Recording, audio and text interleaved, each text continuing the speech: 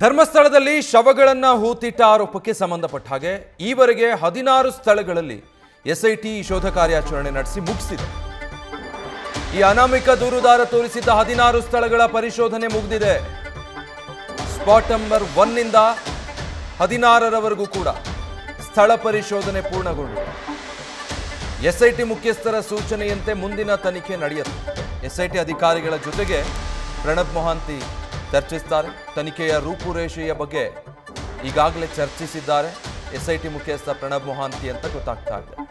ಜಿತೇಂದ್ರ ದಯಾಮಗೆ ನಿರ್ದೇಶನ ನೀಡಲಿದ್ದಾರೆ. ಅಂದರೆ ಮುಂದಿನ ತನಿಖೆ ಹೇಗೆ ಯಾವ ಆಯಾಮದಲ್ಲಿ ಸಾಗಬೇಕು ಅಂತ. ಈ ಪ್ರಕರಣದ ತನಿಖಾಧಿಕಾರಿ ಜಿತೇಂದ್ರ ದಯಾಮಗೆ ಮೊಹಾಂತಿಯವರು ನಿರ್ದೇಶನ ಕೊಡ್ತಾರೆ. ಯಾಕಂದರೆ ಈತ ಈಗಾಗಲೇ 16 ಪಾಯಿಂಟ್ಗಳು ಮಾಡಿದ್ದ. ಎಲ್ಲ 16 ಪಾಯಿಂಟ್ಗಳಲ್ಲೂ ಕೂಡ ಈಗಾಗಲೇ ಸಂಪೂರ್ಣ ಆತನ ಸಮ್ಮುಖದಲ್ಲೇ ಆತ ಹೇಳಿದ ಹಾಗೆ ಅಷ್ಟು ಅಡಿ ಆಳ ಅಗಲಕ್ಕೆ ಆಗಿದೆ ಶೋಧ ಕಾರ್ಯಾಚರಣೆ ನಡೆಸಲಾಗಿದೆ. ಏನು ಅಲ್ಲಿ ಸಿಕ್ಕಿದೆ ಸಿಕ್ಕಿಲ್ಲ ಅನ್ನೋದಕ್ಕೆ ಸಂಬಂಧಪಟ್ಟ ಹಾಗೆ ಎಸ್ಐಟಿ ವರದಿಯನ್ನು ಕೊಡುತ್ತೆ. ಈ ಮಧ್ಯೆ ಮುಂದಿನ ಕಾರ್ಯಾಚರಣೆ ತನಿಖೆ ಹೇಗೆ ಅನ್ನೋದ್ರ ಬಗ್ಗೆ ಚರ್ಚೆ ಆಗಿದೆ. ಡೀಟೇಲ್ಸ್ ಕೊಡ್ತಾರೆ ನಮ್ಮ ಪ್ರತಿನಿಧಿ ಕಿರಣ್. ಈಗ ಎಲ್ಲ 16 ಪಾಯಿಂಟ್ಗಳ ಶೋಧ ಕಾರ್ಯಾಚರಣೆ ಮುಗೀತು. ಮತ್ತೊಂದು ಕಡೆ ಎಸ್ಐಟಿ ಈಗಾಗಲೇ ವರದಿ ಸಿದ್ಧಪಡಿಸಿದೆ ಅನ್ನೋ ಮಾಹಿತಿನೂ ಇದೆ. ಮುಂದಿನ ತನಿಖೆ ಹೇಗೆ? ವಿಜಯ್, ಇವತ್ತು 15ನೇ ದಿನ ಈ ಸ್ಥಳ ಪರಿಶೋಧನೆಗೆ 15 ದಿನ. ಎಸ್ಐಟಿ ಈಗಾಗಲೇ ದೂರುದಾರ ತೋರಿಸಿರುವಂತಹ ಎಲ್ಲಾ ಸ್ಥಳಗಳಲ್ಲಿ ಪರಿಶೋಧನೆ ನಡೆಸಿದೆ. ಈವನ್ ಸ್ಪಾಟ್ ನಂಬರ್ 13ರಲ್ಲೂ ಕೂಡ GPR ಬಳಸಿ ಸ್ಥಳ ಪರಿಶೋಧನೆ ನಡೆಸಿರುವಂಥದ್ದು.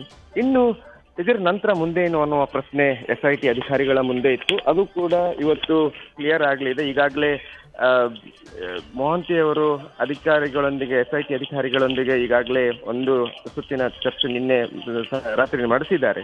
ಸಭೆಯಲ್ಲಿ ನಡೆಸಿ ಇವತ್ತು ಯಾವ ರೀತಿಯ ನಿರ್ದೇಶನ ಬರುತ್ತೆ ಅವರಿಂದ ಕಾಯ್ತಾ ಇದ್ದಾರೆ. ಯಾಕಂದ್ರೆ ತನಿಖಾಧಿಕಾರಿ ದಯಾಮ ಅವರು ಎಲ್ಲಾ ರೀತಿಯ ತನಿಖೆಗೂ ಅಂದ್ರೆ ಹಲವಾರು ಆಪ್ಷನ್ಸ್ಗಳಿವೆ. ಒಂದು ದೂರುದಾರನನ್ನ ಮತ್ತೆ ಕರೆದು ಆತನನ್ನ ವಿಚಾರಣೆಗೆ ಒಳಪಡಿಸಬಹುದು ಅಥವಾ ಬೇರೆ ಜಾಗಗಳನ್ನ ತೋರಿಸ್ಲಿಕ್ಕೆ ಹೇಳ್ಬೋದು.